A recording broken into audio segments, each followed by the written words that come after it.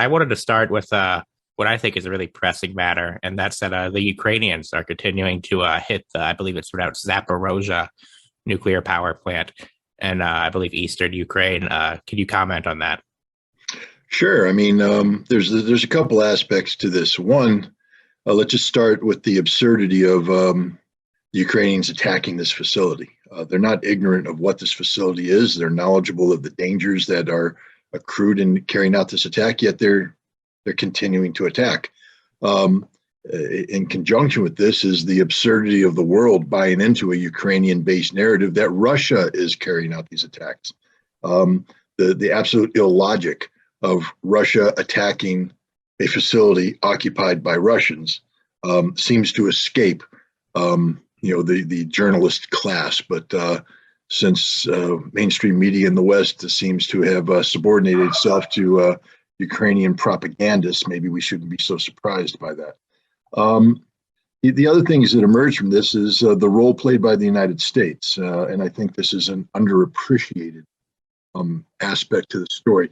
The initial attack against this facility took place on August 5th, but it was preceded by an August 1st presentation made by its Secretary of State, Tony Blinken, in which he highlighted this facility and he began to create the mythology of Russian irresponsibility, talking about how Russia had turned this facility into a nuclear shield and that Russia was using this facility as a base to carry out attacks against the Ukrainians, knowing that the Ukrainians would never strike back, et cetera. No evidence was provided to sustain this, but what Blinken did is create the beginning of this narrative that says that the Zaporizhzhia nuclear power plant and the territory around it must be removed from Russian control and turned over to international control, which would lead to the Ukrainians taking control. This is what the whole thing is about.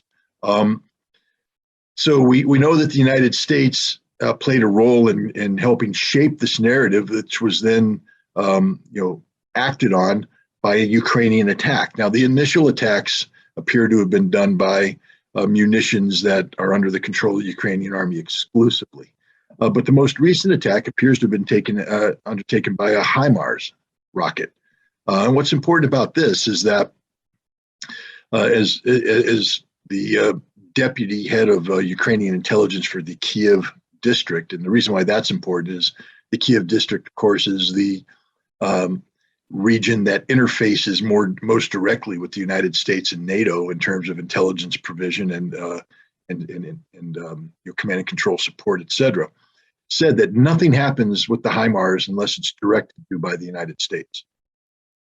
So if a HIMARS was fired by the Ukrainians against the Zaporizhzhia nuclear power plant, that means it was done not only with permission and approval of the United States, but the active participation, since the United States provides the targeting intelligence that's used to support HIMARS operations. This means the United States is by proxy attacking Zaporizhzhia nuclear power plant. This is a war crime. It's a war crime of the highest order. And I don't understand why the U.S. government's getting a free pass on this, why the media is being quiet about this. But now we come up with the final thing. Russia, I liken to you. I'm sure people are familiar with that old meme about the honey badger. Honey badger don't give a damn. I think they use another word, but it's I'll respect your interview, and I won't use it. But that's Russia right now. They're the honey badger. They don't give a damn. They could care less. I mean, they're going to play this game. They diplomatically they've taken it to the Security Council, and they're calling the bluff.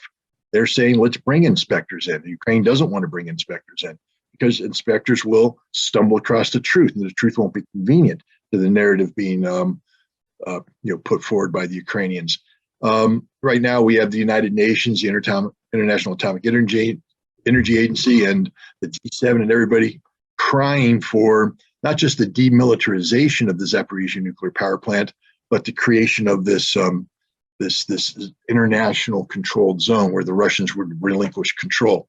I think Russia right now is indicating that it might be willing to demilitarize, but it certainly isn't going to relinquish control. This is a case of Ukraine trying to accomplish through diplomatic means and a false narrative that which it can't accomplish militarily, that is to push the Russians back in the Kherson region. But I also make the following prediction. The scope and scale of the Russian victory over Ukraine is going to increase in the coming days, weeks.